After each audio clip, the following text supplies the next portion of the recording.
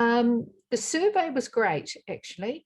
I would like to do the workshop first to unpack the results, because the graphical way that you're presenting the data, I would like to have it a little bit further explained. But I think that everybody was really positive around art and what it can give, and its cognitive, socialization, creative ability. So yes, I think it does, because you brought more than a few experts together from around the world. I think it does add to the existing literature around that. I would like to bring in the possibility of mindfulness, which Christelle was bringing in her research. I think that is another form that could be added to that. Because you are a specialist of art, what is for you and what is for you the differences between art and game?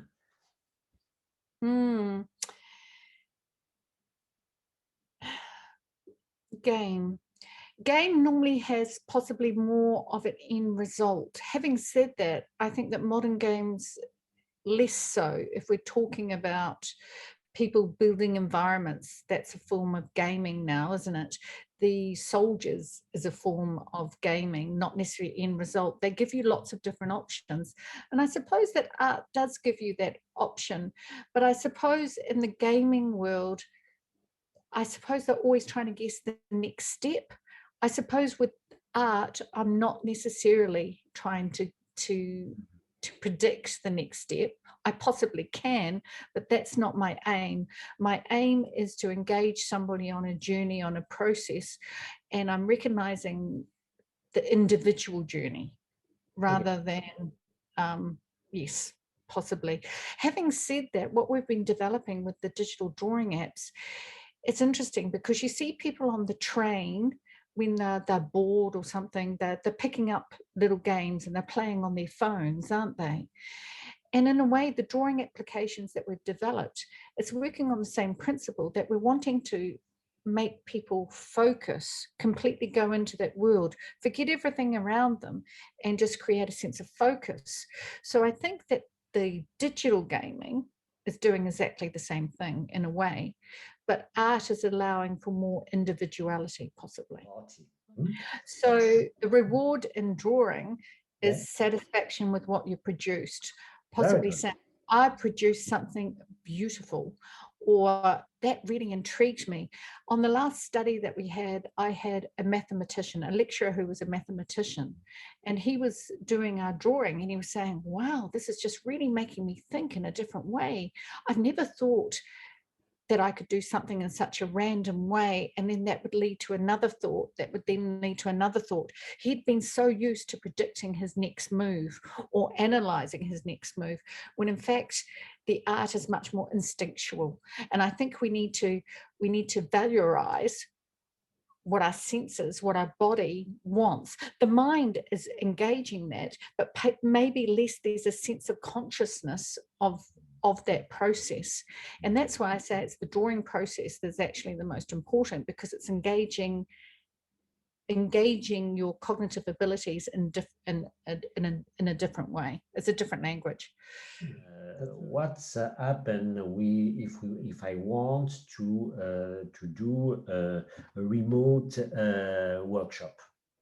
That's the interesting bit, isn't it? And I think that's what the questionnaire was really stating, was it was questioning the socialization as well as the activity itself, and whether you could have a facilitator in it, like I am right now, interacting via Zoom with people around the country or people in isolation, etc. Because there is another study in New Zealand as well that we were looking at. We didn't actually get funding for it, but it was talking about older men living in isolated farming rural communities and how we could access them. And technology, of course, seems a logical step in order for that socialization, that isolation that can happen in remote areas. Yeah, so I think there's a lot of potential there. And I think with COVID, we've all been Zooming. When we did lockdown, I was doing art classes via Zoom, and I was surprised at how successful they were, actually. I think there is potential there. Not sure. Yeah, I'm just thinking ultimately what would be great to show in that virtual reality is that you give the materials and you have a theme for the workshop, but you've got to respect the individuality of each response. And you can't be too directive. I think that's the main thing that I teach people when they're delivering workshops.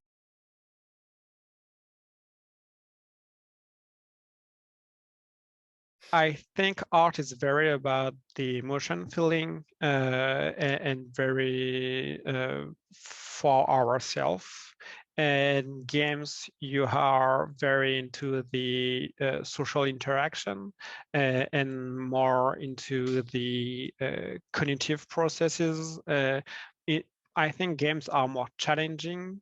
The different part of the executive function, and art are more tackling directly into your emotion and activating your brain differently.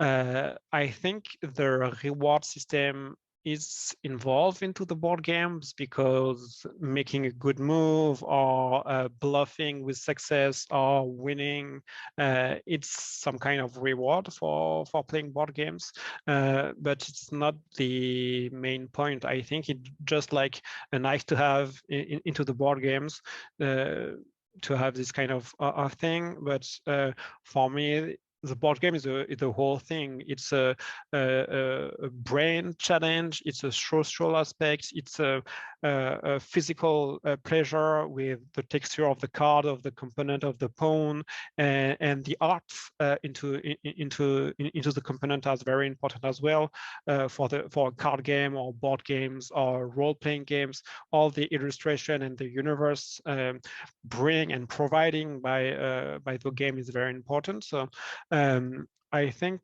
games are not only reward, but the whole thing. Tu vas me dire si tu vois mieux là.